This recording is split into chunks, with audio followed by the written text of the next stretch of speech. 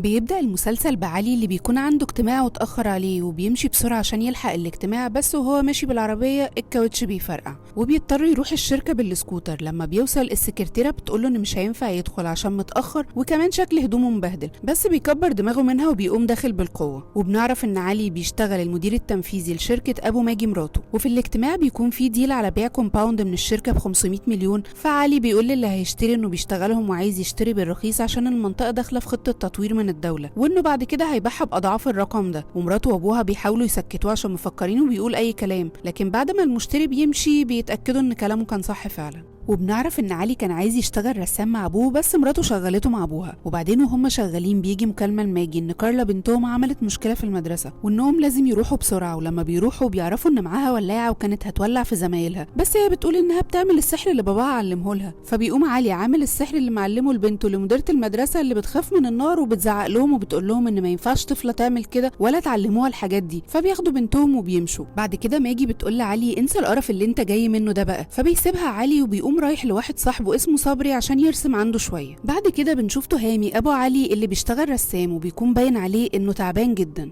وبيروح تهامي لواحد اسمه عم فؤاد بيشتري منه اللوحات وبيفرجوا على لوحه بيقول له انها من سنه 1943 وان اللي رسمها رسام يهودي اسمه يماهة يلع، وبيقول له ان الرسام ده كان عايش في مصر في الفتره دي وانه كان بيحب الرسم جدا وكان بيشتغل يعني لمجرد الهوايه. فعم فؤاد بيقول له ان هو حاول يدور عن الرسام ده وعن اسمه وحاول يعرف عنه اي حاجه بس ما بيوصلش لحاجه خالص. بعد كده بيدخل عم فؤاد علشان يجيب لتهامي فلوس الرسمه، وفجاه بيقع تهامي. وبالليل بتتخانق ماجي مع علي تاني وبنشوف انها بتتعامل معاه بتعالي وبتقول له انت شكلك حنيت للعيشه البلدي بتاعتك، فبيقول لها انه هيستقيل من الشركه. فبتتريق عليه وبتقول له روح ارسم الشباب عند الجامعه ب50 جنيه الرسمه. فبيقوم سايبها علي وبينزل، وبيتصل بعد كده عم فؤاد بعلي وبيبلغه ان والده توفى. وتاني يوم في العزا بيفتكر علي كلام ابوه اللي ما كانش موافق على جوازته من ماجي، وكان بيقول له انك هتوصل لمرحله معاها ان ما عادش ليك كلمه وان هي المتحكمه في كل حاجه، ولو مش عاجبك هتطردك من الجنه اللي هي دخلتك فيها. وفي الوقت ده علي بيحس ان كان فعلا كلامه صح، وبنعرف ان علي مقاطع ابوه لانه صمم يتجوز ماجي غصب عنه، وبنعرف ان ابوه مات وهو زعلان منه. ولما العزا بيخلص ماجي بتقول له ان هي مستعجله عشان وراها اجتماع وبتسيبه وبتمشي. بعدها بيقعد علي مع عمه فؤاد وبيقول له انه عايز يبيع البيت عشان ما يكونش في حاجه تفكره ان كان مزعل ابوه لدرجه انه مات وهو غضبان عليه. وبعد ما كل الناس بتمشي بيدخل علي اوضه ابوه وبيتفرج على ألبوم صور وبيلاقي صوره مكتوب عليها الى حبيبي تهامي من حبيبتك دلال، ومكتوب عليها تاريخ فبراير 1943. وبيستغرب جدا علي لان ابوه اصلا مولود 1960، وبيستغرب اكتر الصور وشكل الناس اللي ابوه متصور معاهم. وبيلاقي كمان لبس شكله غريب وقديم كده، وهو بيتفرج على اللبس بيلاقي زي باب صغير كده، فبيتاخر الشماعه وبيفتح الباب وبيدخل بيلاقي طرقه طويله جدا بيمشي فيها، وبعدين بيلاقي سرداب فبيشغل كشاف الموبايل وبيكمل مشي. وفجأة الموبايل بيفصل فبينور لمبة بالكبريت وبيكمل مشي لحد ما بيوصل لباب تاني زي اللي دخل منه، وبيدخل من الباب وبيتفاجئ انه بيلاقي نفسه في أوضة شكلها غريب وقديمة، بيسمع خناقات ناس وبيكون مستغرب، وبيلاقي نفسه في بيت غريب وناس بترقص ومش بيكون فاهم هو فيه ايه ولا هو فين. وبنعرف انه بيت قديم من بيوت الدعارة، وبيقولوا له انهم عايزين أجرة 25 قرش، فبيطلع لهم 20 جنيه وبيطلع يجري وبيجروا وراه. وبيخرج الشارع فبيلاقي نفسه في مكان قديم، وبيلاقي السينما فيها افلام ابيض واسود واسماء افلام قديمه، والناس لابسين طرابيش وفي حناطير في الشارع، وولد صغير بيبيع ورق يناصيب. وفجاه بيكون في ضباط انجليز وواحد بيضربهم بالرصاص وهم كمان بيضربوا عليه رصاص، وبيكون علي بيجري ورا الولد اللي بيبيع اليناصيب لانه سرق محفظته، وبيخبط في علي اللي كان بيضرب الانجليز بالرصاص. فالانجليز بيفكروا ان علي هو اللي عمل كده، فبيقوموا ضاربينه هو كمان بالرصاص. وبيكون في واحد شايف كل اللي بيحصل ده وبياخد علي معاه.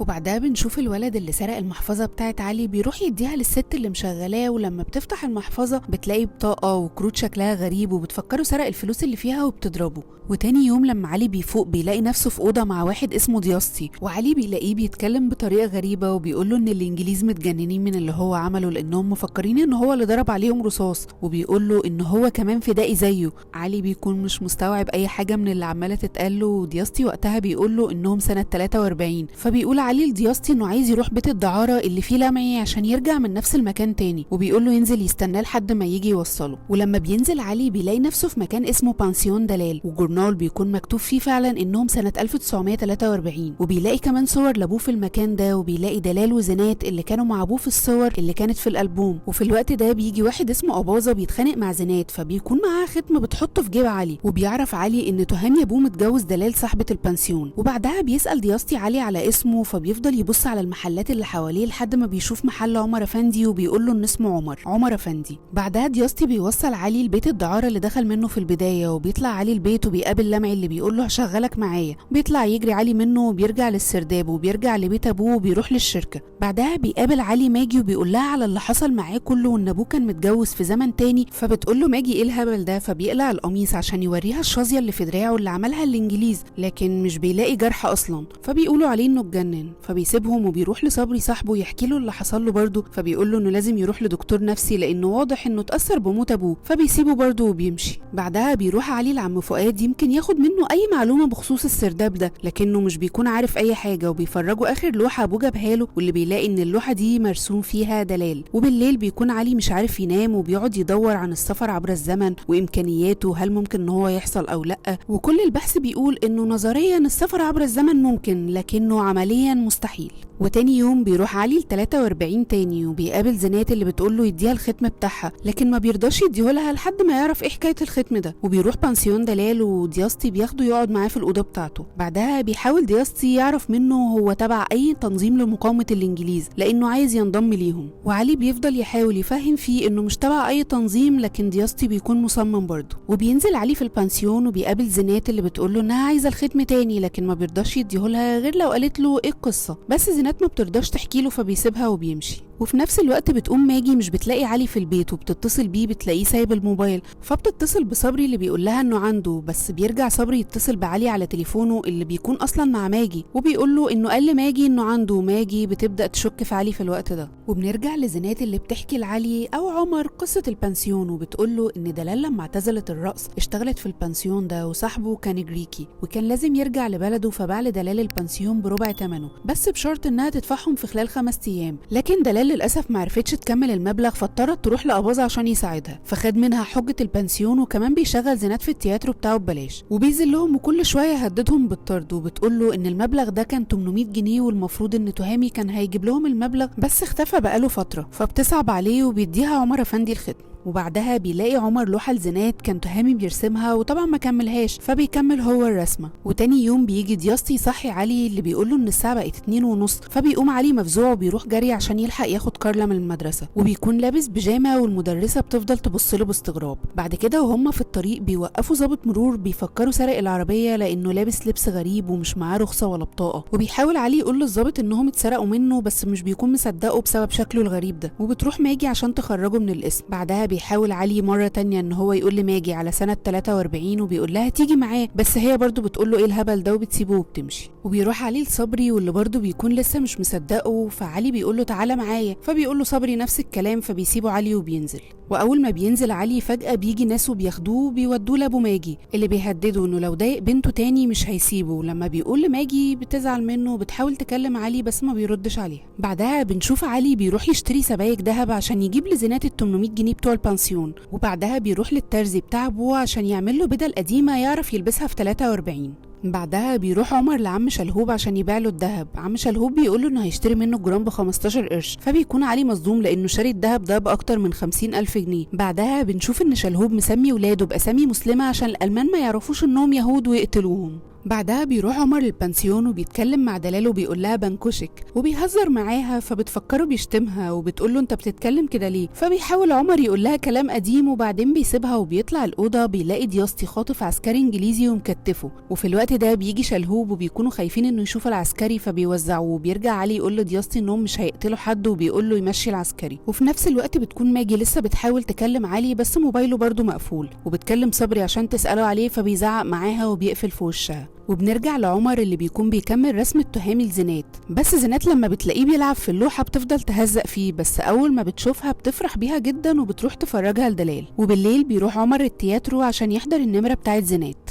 وبتبدأ النمرة بتاعت زينات، ولما بتخلص بيفضل عمر يسقف لها وبيكون مبسوط بيها. وبعدها بيقعد عمر مع زينات وبيجي من وراهم أباظة اللي بيدخل في الكلام وبيقول إنه خطيب زينات. وبتمشي زينات مع عمر عشان يروحها وبتقوله انها مخطوبه لأباظة عشان معاه حجه البنسيون وورق الرهنيه وانه ممكن يطردهم في اي وقت. وبتقوله كمان انه عايز يقعدها مع ضابط انجليزي اسمه جاك عشان ياخد منه صناديق ويسكي. وبعدها بيقعدوا يهزروا مع بعض. بعد كده عمر بيقول لزينات تعالي نلعب لعبه اسمها واتساب، لو انا مش موجود تعالي عند الشجره اكتبي اللي انت عايزه تقوليهولي واعملي تحته علامه صح، وانا لما اجي هعمل عليها علامه صح وارد عليكي واعمل صح وهكذا. وزينات بيعجبها اللعبه وبتقوله ماشي. وبيرجع عمر البانسيون وبيلاقي دياستي بيفتح جوابات الناس اللي هو بيوصلها لانه بيشتغل في البريد وبيقراها ويرجع يقفلها تاني. وفي التياترو بنشوف الضابط اللي اسمه جاك بيسأل على زينات وأباظة بيقول له انه هيجيبها له. بعدها بيقول جاك لأباظة ان في واحد بيقتل العساكر الانجليز واسمه الشبح وانه عايزه بأي طريقة، فبيقول له أباظة انه هيجيبه له. وبيرجع علي البيت وبتكون ماجي قاعدة مستنياه وبتقول له كنت فين، فبيقول لها انه كان عند ابوه. فبتقول له انها فضلت ساعة ونص مستنية قدام البيت وقعدت تخبط وانه اكيد كان معاه واحدة عشان كده ما فتحلهاش. وبتقول له انها شاكه فيه ان هو بيخونها، فبيقول لها انه زهق وانه بطل يعمل اي حاجه بيحبها من يوم ما اتجوزها وبيسيبها وبيمشي. وبيروح علي يقرا جرايد سنه 43 في المكتبه عشان يعرف سعر الذهب كان بكام ويعرف كمان اي معلومات تفيده عن الفتره دي. وفي نفس الوقت بيروح أباظة يتخانق مع زينات عشان تقعد مع الضابط الانجليزي جاك، وبتوافق زينات وعمر بيسمعها وهي بتقول لدلال انها لازم تعمل كده عشان تحافظ على البنسيون. وبتروح بعدها دلال لأباظة وبتقول له يجيب لها حجه البنسيون بس مش بيرضى طبعا. فبتقول له ان بنتها مش هتقعد مع الانجليز وبتتخانق معاه وبتضربه وبتمشي. بعدها بيروح عمر لدياستي وبيقول له انه عايزه في عمليه فدائيه، وبيقول له ان في ضابط اسمه جاك بليتشر وانه عايز يخلص عليه وانه لو نجح في المهمه دي هيضمه للتنظيم. وبيفرح دياستي جدا لانه نفسه يبقى من الفدائيين. وبتروح ماجي ديسكو لصاحبتها وبتكون بترقص، فبيجي واحد يضايقها فبتمشي وبتقعد تعيط في العربيه. وفي 43 بنشوف عمر ودياستي اللي بيكونوا مستنيين جاك على الطريق وعاملين له فخ وبيضربوا الضباط اللي كانوا معاه وبيمشوهم وبيغموا. في الوقت ده بتيجي عربيه وبيخافوا انهم يتكشفوا فبياخدوا جاك وبيمشوا، بس بعدها بيلاقوا نفسهم مش عارفين يعملوا حاجه فبيسيبوه وبيهربوا. وفي التياترو بتقعد زينات مع أباظة وبيكونوا مستنيين جاك يجي بس بيتأخر. وبعدين بيجي مخرج بيكون عايز يشتغل مع زينات بس بتقوله ان أباظة مش هيوافق وبتقوله بقى يشغل عمر معاه، والمخرج بيوافق. وتاني يوم بيروح عمر ودياستي للمخرج اللي بيكون بيسجل فيلم وفيه مظاهرات، بس بيهبلوا كده وما بيعرفوش يمثلوا قوي وبيجروا وبيرجعوا البنسيون. كده بنعرف انه هم بيجروا عشان يرجعوا البنسيون. دياستي مسك عسكري كان مفكره من الممثلين اللي موجودين عشان يضربوا، بس طلع ضابط حقيقي وبهدله. وبيرجعوا البنسيون وبيكونوا قاعدين مع زينات ودلال، ولما بيتكلموا عن جاك دياستي بيقول انه عمل كده عشان خاطر زينات، وعمر بيقول لهم ان دياستي بيخرف وبياخده وبيطلع الأوضة. وبيروح جاك وبيتخانق مع أباظة ويضربه وبيقول له انه لما كان جاي يقابل زينات في 2 خطفوه وانهم كانوا بيتكلموا عن زينات والشبح، وبيقول له انه عايز ال2 دول في اسرع وقت والا هيقتله. وأباظة بيقول له انه هيتصرف ويجيبهم له. وبالليل علي بيرجع البيت وبيحط كتاب جنب كارلا على السرير وهي نايمه. وتاني يوم الصبح بياخد علي ماجي وبيقول لها انه دليل براءته في فيلم انتاج سنه 43، وده الفيلم اللي كان هو ودياستي فيه في المظاهرات. وبيقول لها انه كان موجود هو ودياستي فعلا، ولما بيتفرجوا بيلاقوا فعلا مظاهره وبيكون دياستي موجود، بس الفيلم بيخلص من غير ما يجي المشهد اللي كان فيه عمر. فماجي بتقول له انت اتجننت فعلا وبتسيبه وبتروح الشركه.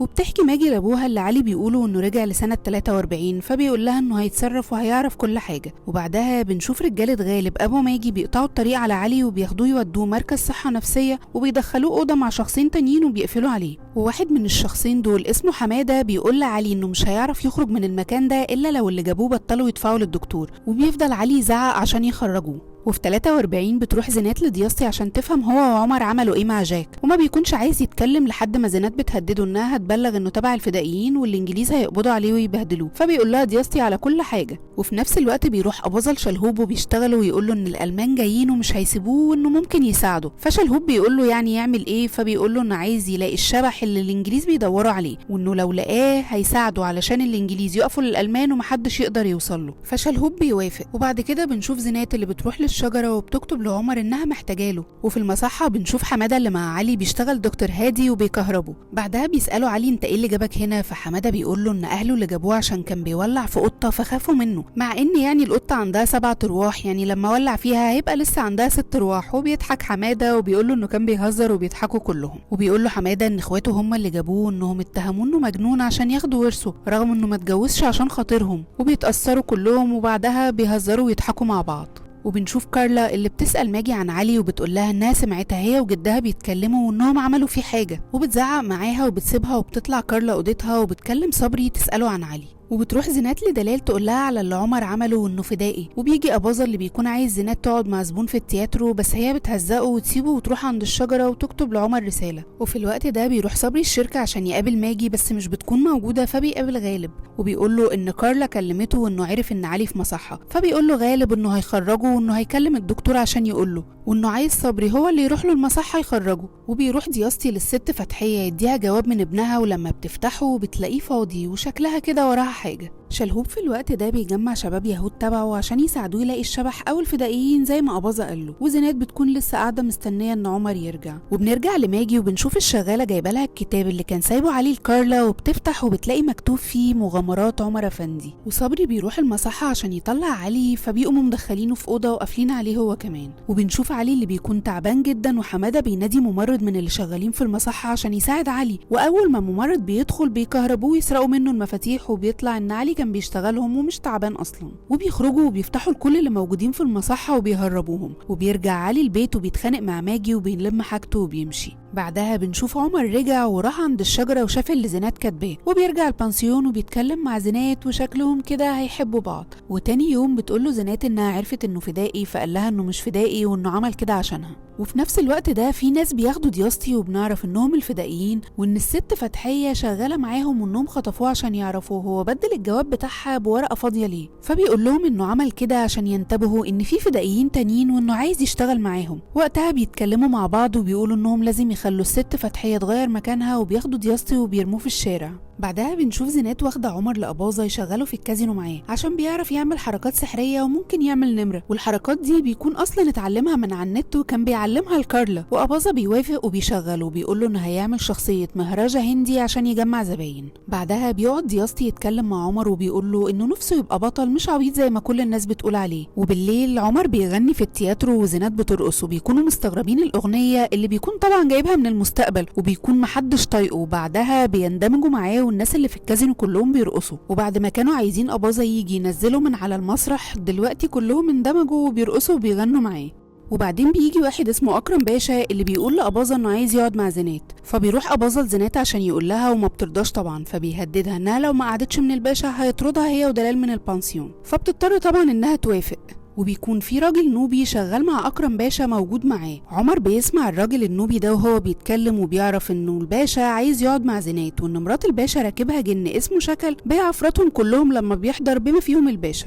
وبيجي دور عمر والنمرة السحرية بتاعته وبيفضل يعمل فقرات، ودياستي وزينات بيساعدوه، والزباين بيكونوا منبهرين بيه، خاصة الفقرة اللي حبس فيها زينات في الصندوق وفضل يرشق السكاكين في الصندوق اللي هي جواه، وبعدها طلعت سليمة وما حصلهاش أي حاجة. وبعد ما بيخلصوا النمرة عمر بيقول لزينات اقعدي مع الباشا وأنا هتصرف. وأول ما بتقعد زينات مع الباشا بيروح عمر يقول له إن شكل هيقول للهانم إنك قاعد تتمسخر في الكازينو، فبيطلع الباشا يجري وبيضحكوا كلهم عليه. ولما بيرجعوا البانسيون بتتكلم دلال وزينات عن تهامي، وبيقولوا انه عنده ابنه وانه بيحبه قوي، وانه كان كل شويه يغيب عنهم عشان يروح يشوف ابنه ويقعد معاه. في الوقت ده بيحس علي بالذنب اكتر من ناحيه ابوه، بيسيبهم وبيطلع ينام. وفي مدرسه كارلا بيكلموا ماجي بيقولوا لها ان كارلا بتضرب زمايلها في المدرسه عشان بيقولوا لها انها كذابه لما بتحكي لهم ان باباها بيدخل من بوابه زمنيه وبيرجع للماضي. فبتعتذر لهم ماجي وبتقول لهم ان هي هتتكلم مع كارلا في الموضوع ده. وبيرجع علي وبيجيب انتيكات من سنه 43 وبيعمل عليهم مزاد وبيتباعوا بمبالغ كبيره جدا. وكل شويه علي يروح يجيب انتيكات ويرسم لوح ويكتب عليها نفس الاسم اللي كان بيكتبه تهامي يا ماهت يلع، ويبيعهم ويشتري ذهب ويرجع يبيعه لشلهوب، كل ده عشان يجمع ال 800 جنيه بتوع البانسيون. وبيفضل علي يتعلم حيل سحريه من على النت ويرجع يعملها في الكازينو، والناس بتفضل منبهره بيه جدا. وبيرجع عمر وزينات البانسيون وبيديها 100 جنيه تديهم لأباظة تسكته بيهم على ما يجمع لها باقي الفلوس. بعدها بيروح عمر بيت الدعاره وبيشوف واحد بيبيع حته اثار للمعي، ولمعي ما بيرضاش يشتريها عشان بجنيه، فبيشتريها عمر من الراجل. ولمعي بيقول له ان الراجل ده ضحك عليه، بس طبعا عمر عارف قيمتها كويس.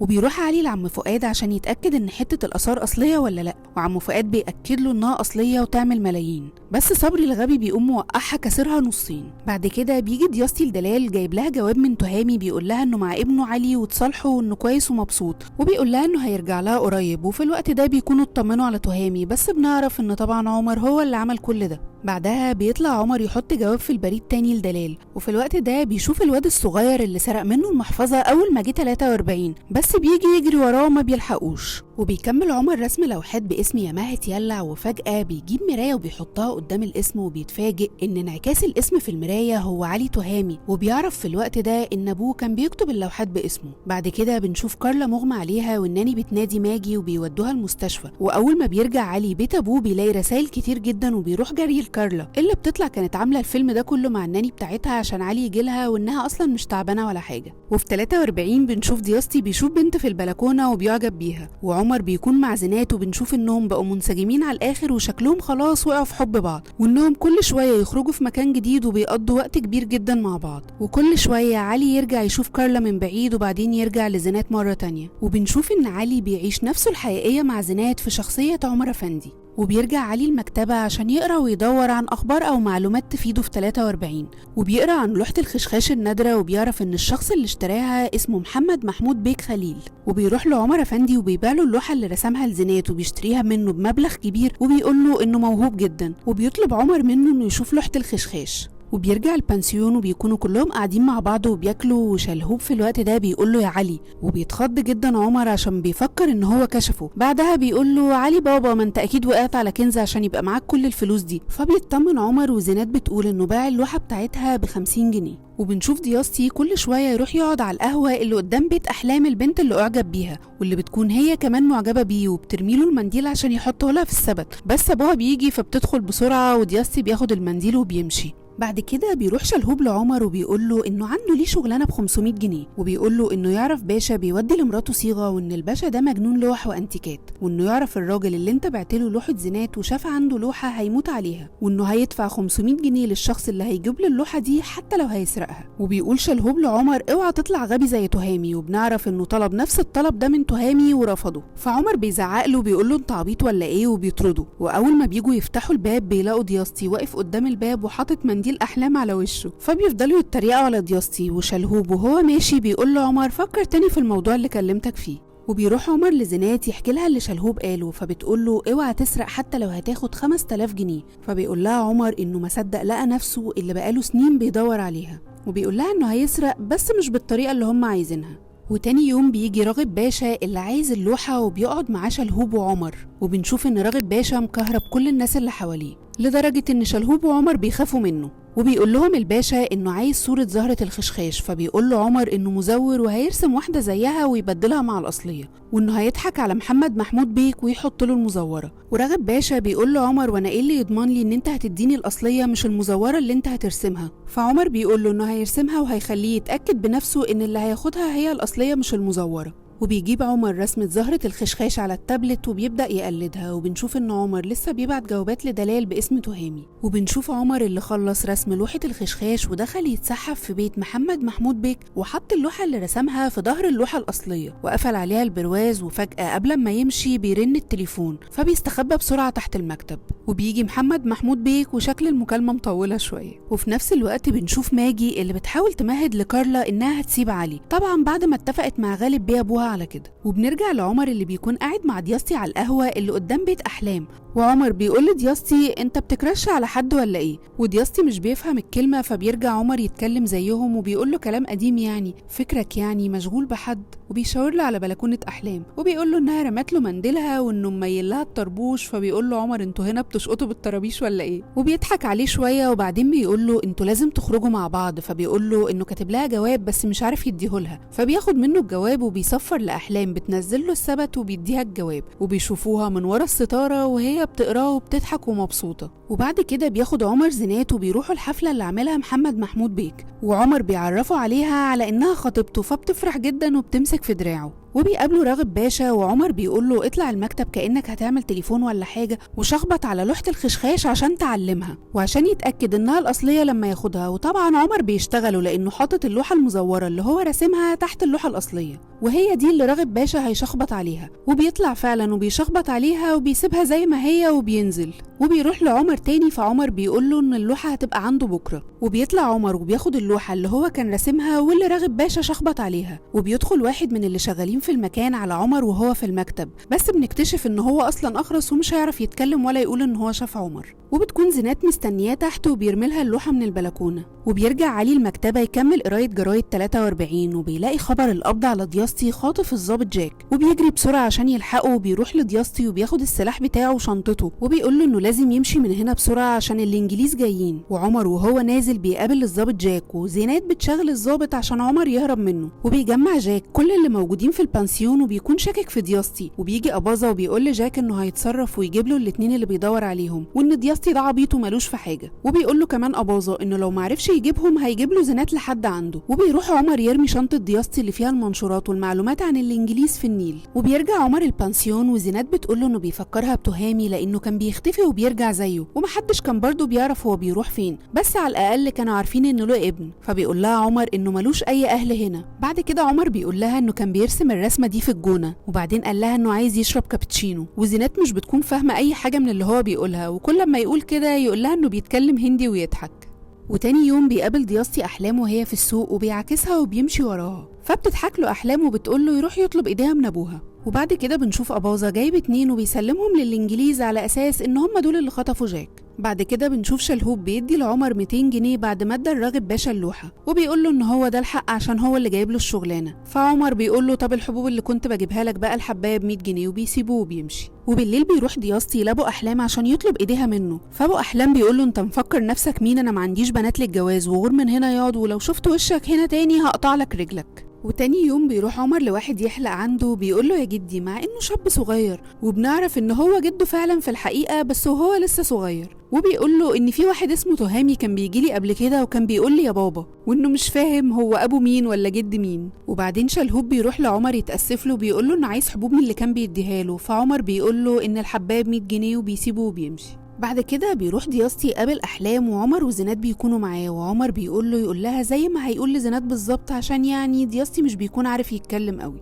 وبيبدأ عمر يقول لزينات يا قمر لو في 2 منك هيكونوا 2 قمرات، وبيكمل الأغنية بتاعت عمرو دياب لحد ما بيوصل للحتة اللي بيقول فيها لو في 4 منك أنا أحب 4 مرات. فدياستي بيقول له حرام عليك، أحب 4 مرات إيه؟ أنا عايزة أحب مرة واحدة بس، أنت كده هتبوظ لي كل حاجة. وزينات كمان بتتريق عليه، وبيقوم دياستي قايل لأحلام أنا ماليش في الكلام ده كله، أنا بحبك. وفي اللحظة دي أبوها بيجي وبيضرب أحلام، وبيروح عمر وزينات يحايلوا أبوها عشان يجوزها لدياستي، بس برضه بيقول لهم إنه مش موافق وبياخد أحلام وبيمشي. وبالليل بيقول دياستي لزينات إن هي السبب عشان شغلت عمر في التياترو، وإن حبه ليها نساه حبه لوطنه، وعشان كده ما بقاش فدائي، ودياستي بقى ماشي وراه وهو كمان بقى فاضي وملوش لازمة، وعشان كده أبو أحلام مش موافق عليه. وبيروح دياستي يقابل أحلام تاني من ورا أبوها، وبتقوله إنه من يوم اللي حصل أبوها حابسها ومصمم يجوزها لواحد تاني، وبتقوله يتصرف. وبعدين علي بيقعد مع صبري وبيجيله تليفون إن غالب اشترى أرض، وبيكون غالب مفكر إنه اشترى أرض في موقع متميز، وإن المشروع ده هيجيله منه أضعاف، لكن واضح إن في حوار في الموضوع ده. وفي 43 بيقابل عمر الواد بتاع اليانصيب واللي بنعرف إن اسمه شافعي، وبيفضل ماشي وراه لحد ما بيقرب من المنطقة بتاعته وبيسأله عن محفظته، فبيقوم شافعي منادي بقى أصحابه اللي في المنطقة وبيوقعوا عمر على الأرض وبيبهدلوه. وبيروح شافعي للمعلمة اللي مشغلاه، وعمر بيروح وراه وبيقابل المعلمة، وبيفتكر إنه شافها في الجورنال وإن هي دي اللي هتكسب في اليانصيب. فبيقول لها عمر يا بنت المحظوظة هتكسبي اليانصيب. فبتقول له انت بتشتغلني وجاي تلعب في دماغي. فبيقول لها عمر انه عايز المحفظة بتاعته اللي سرقها شافعي، فبتقوم طردة شافعي عشان كشفهم وخلى حد يعرف مكانهم، وبتدي لعمر المحفظة وبتقول له يجيب جنيه عشان ياخدها تمن ما قعدت عندها شهرين، ولما ما بيرضاش يدفع بتمسكه من رقبته وبتنادي العيال اللي مشغلاها، فبيقوم مديها الفلوس وماشي. وبيمشي عمر وبيقابل شافعي تاني، وبيصعب عليه لما بيقول له ان المعلمة كانت بتحرقهم بالسيخ لو ما سرقوش، وانه كان مضطر يسرقوا، وبيقول له كمان ان ابوه رماه في الشارع وقال له انه مش عايزه تاني، وبياخده معاه البانسيون، وبيقول لزينات تاخد بالها منه وتاكله. وبيطلع عمر لدياستي وبيقول له انه عايزه في عملية تدريبية عشان يعملوا عمليات ضد الانجليز بعد كده، ودياستي بيصدقه عشان نفسه يبقى بطل. وبيروح عمر ودياستي عند المعلمة وبيكونوا عاملين نفسهم دكتور وممرض عشان عايزين يسرقوا كل ورق اليانصيب اللي عندها، وبيخدروها هي والعيال وبيفضلوا يدوروا بس مش بيلاقوا حاجة لحد ما بتطلعهم المعلمة وبتقول لهم انه معاها، فبيخطفوه منها ويطلعوا يجروا. وفي الوقت ده بيكون صبري بيقابل واحد عشان يبيع له حتة الآثار اللي اتكسرت، وبيقول له انه هيحدد له المكان والوقت اللي هيشوف فيه الحتة دي. وبتكون في واحدة اسمها نانسي قربت لصبري لما سمعته بيتكلم عن ملايين. وتاني يوم بيروح الراجل ده وبيقابل نانسي وبيقول لها انه عارف انها بتضحك على الرجالة وبتسرقهم، وبيقول لها تسرق الحتة اللي مع صبري وهو هيديها نسبة وبتوافق. بعد كده بنشوف دياستي وهو عامل نفسه واحدة ست وبيروح لبيت أحلام عشان يديها الجواب، والمعلم أبو أحلام بيعكسها عشان مفكرها واحدة ست، بس لما بيكتشف إنها دياستي بيبهدله. في الوقت ده بتيجي أحلام واختها من بره ودياستي بيفضحوا قدام بناته، وعمر بيكون موقف زيناته وبيرسمها، ولما بتشوف الرسمه بتقول له هو انت عندك عمى الوان ولا ايه يا عمر افندي؟ انا مش لابسه احمر. فبيقول لها انه عارف بس هو بيحب اللون الاحمر، وبيضحكوا وبعدين بيفضلوا يتمرجحوا مع بعض. وبيرجع عمر البنسيون وبيلاقي شافعي بيضحك على واحد من اللي شغالين وبياخد كل فلوسه، وبعدين بيساله هو اهلك رموك في الشارع ليه؟ فشافعي بيقول له انه ما يعرفش، وان كل اللي يعرفه ان ابوه اسمه ممدوح ابو طالب. وفي الوقت ده عمر بيعرف ان شافعي الواد الصغير ده يبقى ابو غالب حماه، وبيعلق عمر شافعي في السقف وبيقول له لما انت ابو غالب هتعمل الثروه دي كلها امتى وازاي؟ وغالب بيقول انه ابن باشا، انت بقيت باشا امتى؟ وطبعا الواد مش بيكون فاهم ايه اللي هو بيقوله له ده، وباشا ايه وابن مين. وبيسيب عمر شافعي متعلق في السقف وبيروح بيت الدعاره اللي بيلاقيه متشمع عشان رخصته انتهت، فبيشيل الشمع عشان يرجع 2024. وفي الوقت ده نانسي بتقعد مع صبري وبتوقعه في الكلام لحد ما بتعرف مكان حته الاثار، وبيكون علي وصل وبيروح على الشركه وبيقابل غالب اللي بيقول له انه من عيله بشوات وان النسب بتاعه ما كانش يشرف. فبيقول له علي يعني جدك الباشا ما حكالكش عن شهيره؟ فبيسكت وبيبص له باستغراب، فبيقول له انا كده اتاكدت ان ابوك وهوريكوا، وبيسيبهم وبيمشي.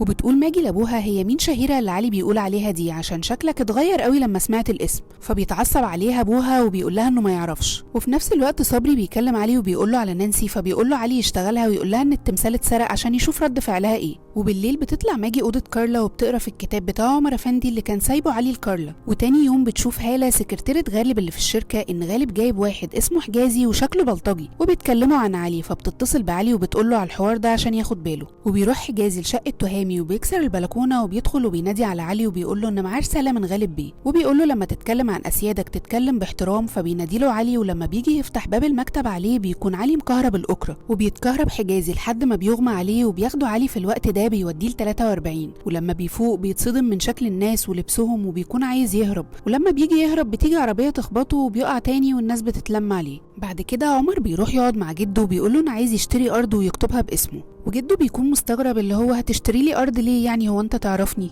وبيرجع عمر البنسيون وبيكون دياستي نزل شافعي وبيدور عمر على ورق اليانصيب عشان في ورقه كسبت، فبيقول له ان شافعي خد كل الورق معاه وهو ماشي. فبيتخانق عمر مع دياستي وبيسيبه وبينزل وراه دياستي وبيقول له انت كل شويه تهني وبتقل مني ومش عامل حساب لمشاعري، وبيمشي. فبيروح وراه عمر، فدياستي بيقول له انت كمان ضحكت عليا وحسستني انك بتعمل كل ده عشان خاطر الوطن، وانت اصلا بتعمله عشان زنات، وطول الوقت بتخدعني ومخليني تابع ليك. وبيقول دياستي لعمر انساني انت طلعت فالصو، وبيمشي. وشلهوب الفتان بيروح لأباظة وبيقول له خطيبتك زنات، هي وعمر افندي بيستلطخوك وماشيين مع بعض، وعمر بيلملك فلوس البنسيون عشان تحل عن دماغهم. وبالليل بيروح عمر وزنات التياترو عشان يعملوا النمره بتاعتهم، فبيقول لهم أباظة انتوا لازم تعملوا نمره الناس تحكي وتتحكى عنها. وبتكون زنات في حوض مليان ميه وبيقفل عليها عمر بالقفل، والمفروض انها بتدور على مفتاح القفل وتخلص نفسها، بس أباظة بيغير المفتاح فزنات بتتحبس في الحوض، وبيضطر عمر انه يكسر الحوض عشان يطلعها. وبعدها بيتكلم أباظة معاهم، وعمر بيقول له ان هو الوحيد اللي كان ليه مصلحه من تغيير المفتاح، فبيقول له أباظة انه كشفهم وعرف انهم بيحبوا بعض. بعدها بيروح دياستي عند بيت احلام وبيعرف انها بتتجوز.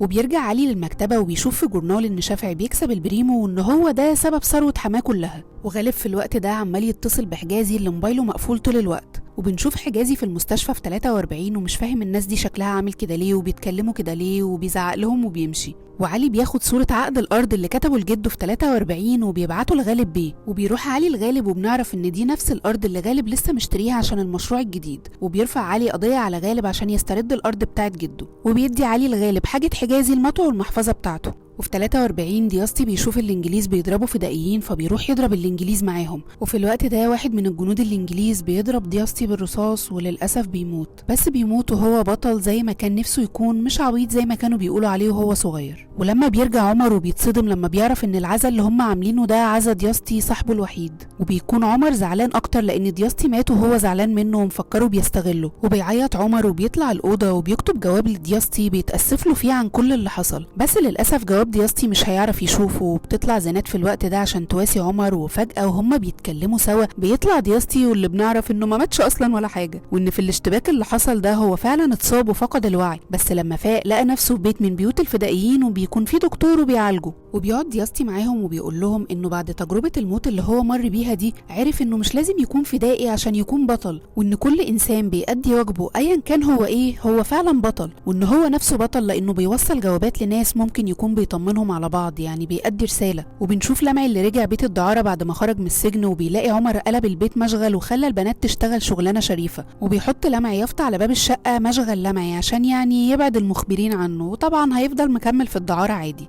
بعد كده بنشوف علي قاعد مع صبري، وصبري بيقول له ان الواد بقلة قال لي ان التماثيل الاثريه لما بتتكسر بتفقد قيمتها، وكان عيد ميلاد البت جيني فقلت اديها التمثال المتكسر فهترميه في وشي، بس للاسف خدته. ولما روحت بقلة جه يقول لي ان المعلومه كانت غلط وان قيمته بتفضل فيه حتى لو اتدغدغ 100 حته، فكلمت جيني فقفلت في وشي، وعرفت انها بعد كده جابت فيلا وعربيه مش عارف منين. وعلي بيكون مش طايق صبري عشان ضيع عليه فلوس الاثار اللي كان هيبيعها ويسد بيها دين اباظه. وفي الشركة ماجي وغالب بيكونوا قاعدين مع المحامي اللي بيقول لهم ان عقد التمليك اللي مع علي فعلا صحيح، وان اللي باع لهم الارض دي كان مستأجر ومش من حقه يبيع اصلا، وبيقول لهم انه هيطعن بالتزوير. وبيكون ماجي وغالب مش فاهمين حاجة، خصوصا ان علي المفروض ان هو ما كانش عنده اي ممتلكات ايام ابوه غير الشقة بتاعته، لدرجة ان ماجي بتقول له هو علي بيرجع بالزمن بجد ولا ايه، فابوها بيقول لها انت عبيطة انت كمان. وفي الوقت ده بيرجع عمر للبانسيون وبيكون جايب لدياستي محلول من المستقبل وبيركبه له، فدياستي بيقول له بس الدواء ده بايظ يا زعيم، وبيقول له ده تاريخ الانتاج بتاعه 2022 يعني منتهي الصلاحيه. فعمر بيقول له انه جايبه من المستقبل، فدياستي بيقول له مستقبل ايه يا زعيم، هو انت مفكرني كروديا ولا ايه؟ فعمر بيقول له عندك حق هي غلطه مطبعيه. وفي الوقت ده بتدخل عليهم دلال وبتستغرب وبتقول له هو انت بتشربه الدواء من ايده ليه يا عمر افندي؟ وعمر مش بيكون عارف يرد عليهم ويقول ايه. وفي التياترو أباظة بيقول لزينات انت حبيتي في عمر ده ايه؟ فبتقول له حبيته انه راجل عشان الرجوله مش بالاسم، فبيقول لها انت عارفه انا جبت التياترو ده ازاي؟ وما بتكونش عايزه تعرف، بس بيشدها من ايدها وبيقول لها انه ورثه من امه اللي كانت ماشيه مع ناس كتير، لدرجه انه ما كانش عارف ابوه مين بالظبط، وان ما كانش عاجبه اللي امه بتعمله، ولما قال لها ضربته بالقلم فقام قتلها. وبيقول لزينات انا راجل غصب عنك وعمري اصلا ما حبيتك، انت بالنسبه لي شغل وبس وغوري من وشي. وتاني يوم بيروح عمر لشلهوب وبيكون جايب له دهب، وشلهوب بيقول له ان الدهب ده ب1000 جنيه وانه مش معاه المبلغ ده، فبيقوم مطلع له عمر حبايه، فشلهوب بيقول له بالليل الفلوس هتكون جاهزه وبياخد منه الحبايه. وبعدها بيروح شلهوب لأباظة وبيقول له ان عمر معاه دهب ب 500 جنيه وانه هياخد الفلوس ويرميهم لك عشان تبعد عن زينات، بس احنا لو عرفنا ناخد الدهب ده منه قبل ما يجيلي بالليل انت هتاخد 250 وانا 250 وكمان هنكون خلصنا منه. وبيروح عمر لزينات وبيلاقيها مكتئبه، فبيقول لها ان فلوس أباظة هياخدها على الجزمه وما عدتيش تروحي التياترو تاني. وبالليل بنشوف رجاله تبع أباظة بيضربوا عمر افندي على دماغه وبيسرقوا منه الدهب، وبيروح أباظة لشلهوب وبيديله حقه في الدهب اللي هو 250 جنيه، وما بيرضاش يدي أباظة الدهب لشلهوب اللي بيضطر يقول له ان الدهب ثمنه 1000 جنيه مش 500. فأباظة بيقول له هو ده اللي عندي وانا هتصرف في الدهب، فبياخدهم بدل ما يطلع بولا حاجه. وبيروح أباظة لزينات عشان ما راحتش التياترو، وبيتخانق أباظة مع عمر، وبتفتكر دلال في الوقت ده تهامي اللي كان بيتكلم بنفس طريقه عمر، وبتضطر زينات انها ترجع للتياترو والشغل مع أباظة تاني. وفي الوقت ده صبري بيكون مع نانسي وبيقول لها ان التمثال اتسرق، فبتبدا معاملتها تتغير زي ما علي قال له، وبتتعامل معاه بقله ذوق وتقول له انت كنت مفكر اني هحبك ولا ايه؟ انا كنت زهقانه وبجرب حاجه جديده واطلع من دماغي اهبل، وبتسيبه وبتمشي. وبيرجع صبري البيت وبيكون مخنوق جدا من كلام نانسي، وبيقابل ام هبه، والاول مره بيحس انها شبهه وبتحبه بجد مش زي نانسي اللي كانت بتتسلى بيه، واول مره كمان يناديها باسمها ويقعد يتكلم معاها وشكله هيتجوزها. وفي البانسيون دلال بتقول لعمر ما يزعلش على اللي اتسرق منه، وانها لما تكسب في الرهان بتاع سبق الخيل هتسدد ديون أباظة وتخلص منه. فبيتريق عليها، بس هي بتقول له انها لما كانت بتروح مع تهامي السبق كانوا دايما بيكسبوا 60 و70 جنيه، وان تهامي كان كانه مخاوي بيراهن على الحصان الكسبان كل مره. فبتيجي لعمر فكره وبيقول لها تصدقي تهامي ده كان معلم. وبيروح علي للمكتبة وبيقرا الجرايد بتاعة 43 عشان يوصل للخيل اللي هيكسب، وبيعرف ان سبعاوي اللي كل الناس بتراهن عليه هو اللي بيكسب، فبيقرر انه يراهن على الفونسو ويديله منشطات فيكسب هو وسبعاوي يخسر. وبيجيله الراجل صاحب المكتبة وبيقول له هو ايه حكاية 43 دي؟ كان في واحد قبلك ما بيقراش برضه غير عن السنة دي، يعني ليه مش 42؟ ليه مش 44؟ اشمعنى 43؟ وعلي ما بيردش عليه، بس بيتأكد ان تهامي كان بيعمل زي ما هو بيعمل بالظبط. وبيرجع عمر البانسيون وبيكون مع زينات ودلال، وبيكون جايب منشطات منشطات عشان يديها لألفونس فيكسب السبق، ويبقوا هما الوحيدين اللي مراهنين عليه وهما الوحيدين اللي كسبوا الرهان. وبيقول لهم كمان انهم هيراهنوا بكل ال 300 جنيه اللي معاهم. وبيجي دياستي كمان وبيكون معاهم، وعمر بيقول لهم انه لازم يوصل لألفونس قبل السبق.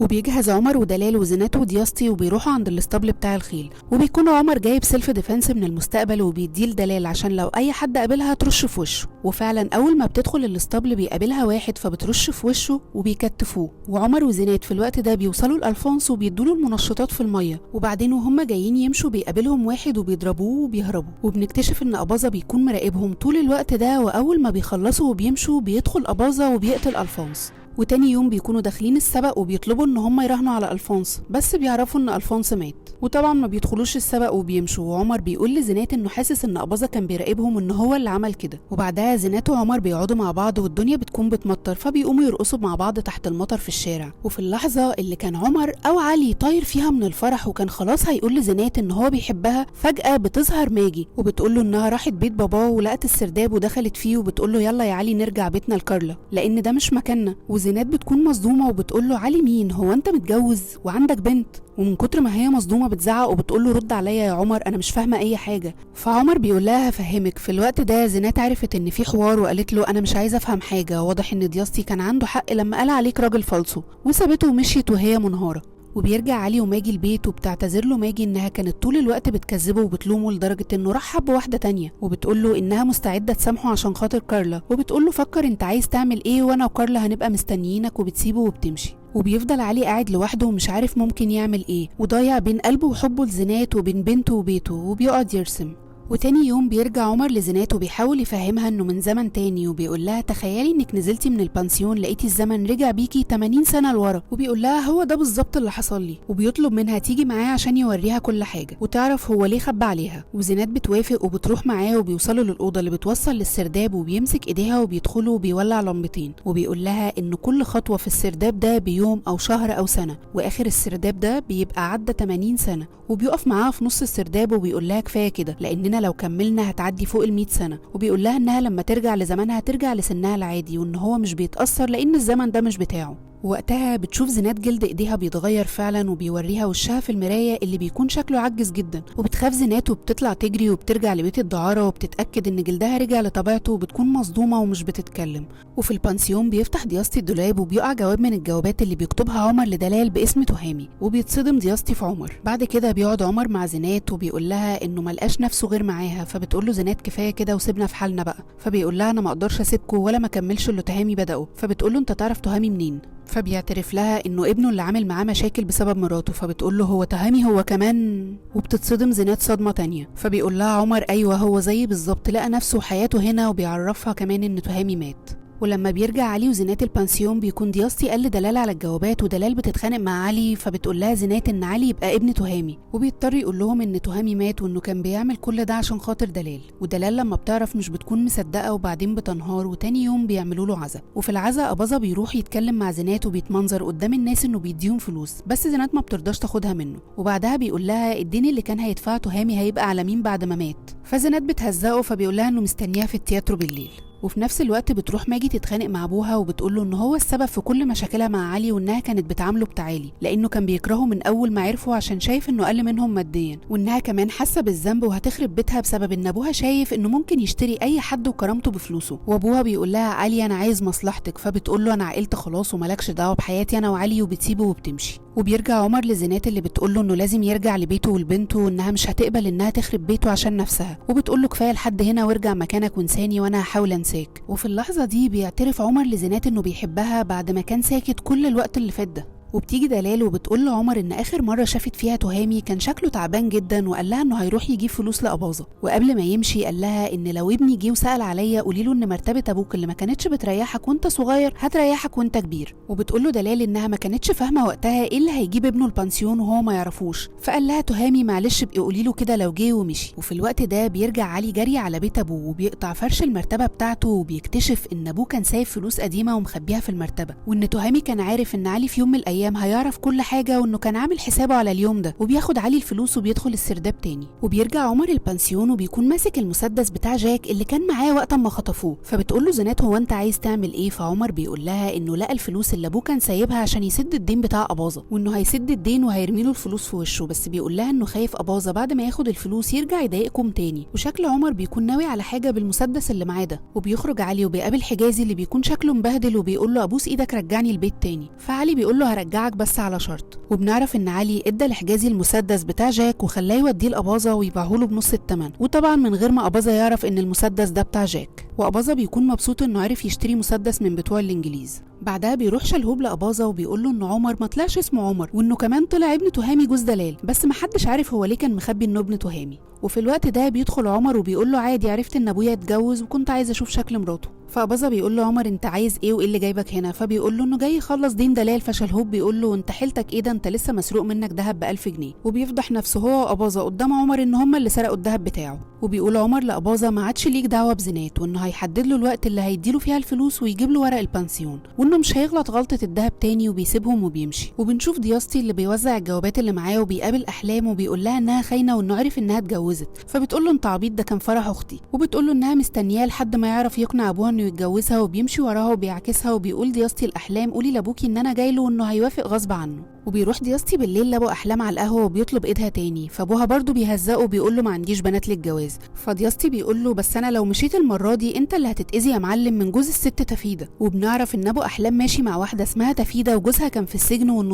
وطلع ان دياستي عرف الموضوع ده بالصدفه لما فتح جواب يقراه زي عادته، ولقى ان الجواب ده من الست تفيده للمعلم متولي ومبعوته على عنوانه. وبتقول له في الجواب ان جوزها خرج من السجن وانه ما يبعتلهاش جوابات الفتره دي عشان ما يتكشفش. بنشوف ان المعلم متولي في الوقت ده جاب ورا وقال له يا دياستي يا ابني الموضوع ده ما فيهوش هزار، وبيقول له هات الجواب وتعالى بكره نقرا الفاتحه. فدياستي بيقول له لا هنقرا الفاتحه دلوقتي والجواب هيفضل معايا عشان لو فكرت تعمل حاجه كده ولا كده. فبيضطر المعلم انه يوافق وبيقرا فاتحه احلام على دياستي. وبيرجع علي يعمل صور بالفوتوشوب بالاباظه بالمسدس بتاع جاك وبيبعت الصور دي للظابط جاك. وبيقعد عمر مع زينات اللي بتساله هي الناس عندكم شكلها عامل ازاي؟ فبيقول لها ناس عاديه بس كل حاجه عندهم بسرعه، بيجروا ورا بعض بسرعه، بياكلوا بسرعه، بيحبوا بسرعه، بيناموا عشان يلحقوا بكره بسرعه، والشوارع زحمه جدا والبيوت كتير بس ما فيهاش دفى زي هنا. وبتبص له زينات وبتقول له انت هتوحشني يا عمر وانك هتفضل بالنسبه لي عمر عشان علي ده انا ما اعرفوش. وفي البنسيون بيجي اباظه وهو جايب حجه البنسيون، وقبل ما عمر يديله الفلوس بيقول له بص وراك كده. فبيلاقي وراه الظابط جاك اللي بيقول له ازيك يا شبح. وكل العساكر اللي مع جاك بيرفعوا السلاح على اباظه. وعمر بيقول لجاك ان اباظه استغل علاقتك بيه وعرف عنكم معلومات واداها للفدائيين. وزينات قالت ان هو اللي جاب 2 يخطفوه عشان ما يقعدش مع زينات. ودلال بتقول انه مشغل التياترو ستار عشان اللي هو بيعمله. ودياستي كمان بيقول انه جاسوس. حتى شلهوب بيشتمه ويهزقه. وجاك بيطلع الصور اللي اتبعتت له. اباظه بيقول انا ما اعرفش مين ده انا ما عملتش حاجه. فبيطلب جاك من عساكره يعتقلوه. فبيطلع اباظه المسدس اللي معاه في وش جاك. فجاك بيقول له ان المسدس ده بتاعي. واباظه مش فاهم طبعا الصور والسلاح دول وصلوا له ازاي. وجاك بيقبض على اباظه وبيسجنوه في نفس السجن اللي فيه الشباب اللي هو سلمهم للانجليز وبيضربوه على موت. وتاني يوم بيلم عمر هدومه عشان يرجع. ودياستي بيقول له انه مش عايزه يمشي لانه صاحبه الوحيد وبيحضنه ويودعه وبيعيطوا هما الاتنين. وبينزل عمر وكل اللي في البنسيون بيكونوا واقفين بيعيطوا وبيودعوه وبيمشي. وفي الوقت ده زينات بتكون منهارة عشان هو ده البني ادم الوحيد اللي هي حبته وانها مضطرة تودعه وهي الوحيدة اللي عارفة القصة الحقيقية. وبيرجع علي لماجي وكارلا. وبعد 6 شهور بتجيب ماجي لعلي هدية اللي بتكون عبارة عن ألوان عشان يقدر يعمل الحاجة اللي بيحبها اللي هي الرسم واللي هي كانت منعاه عنها زمان. وبياخد علي كارلا وبيروح عند الشجرة اللي كان بيقابل عندها زينات. وكارلا بتقول له هي دي شجرة الواتساب اللي في حدودة عمر افندي؟ وبيقول لها ايوه. فبتكتب له عليها بحبك يا بابا. وفي الوقت ده بيفتكر علي اللي زينات كانت بتكتبه له. وفي نفس الوقت زينات بتكون عمالة تفتكر ذكرياتها مع عمر. وبياخد علي كارلا رحلة في النيل زي ما كان بيعمل مع زينات وبيفتكر هو كمان ذكرياته معاها. وزينات بعد كل الوقت ده بتكون لسه مش قادرة تنسى عمر افندي وبتفكر فيه. وعلي كمان مش بيكون قادر ينسى زينات ولا الأيام الحلوة اللي عاشها معاها.